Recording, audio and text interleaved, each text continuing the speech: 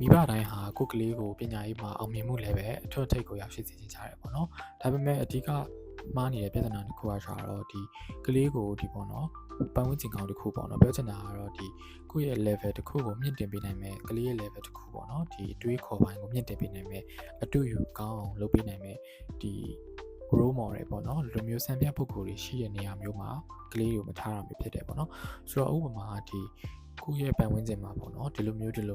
အောင်မြင်သွားတဲ့စူးစမ်းသွားတဲ့အကိုတွေမတွေရှိတယ်ပေါ့နော်ဒီလိုပုံစံမျိုးဆိုလို့ရှိရင်ဒီကလေးတစ်ယောက်ကလည်းလိုက်ပြီးတော့မှအတူယူမယ် imitation လုပ်ပြီးတော့မှပဲ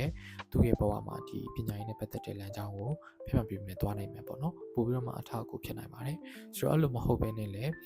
ပုံမှန်တိုင်းလေးပဲဒီပတ်ဝန်းကျင်တစ်ခုနဲ့ပဲသွားနေတဲ့ကလေးကြတော့လေဒါပညာရေးကိုသိပြီးတော့အရေးမထားတဲ့ပုံစံမျိုးတွေဖြစ်လာနိုင်တယ်ပေါ့နော်ဒါကြောင့်မို့လို့ဒီနေရာမှာပြောချင်တာကတော့ကိုယ့်ရဲ့အနီးနားလေးမှာပေါ့နော်ဒါမှမဟုတ်လဲguide ဆရာမပုံစံမျိုးလေးတွေခေါ်တဲ့ခါမျိုးလေးမှာဖြစ်ပေါ့နော်ဒီလိုမျိုးအောင်မြင်မှုတစ်ခုခုရှိထားပြီးသားပေါ့နော်ပြောချင်တာကတော့ကလေးအတူယူနိုင်မဲ့ character လေးတွေတချို့ဒီလိုမျိုးပေါ့နော်အပြုတ်မှုလေးတွေရှိရဟာမျိုးလေးတွေ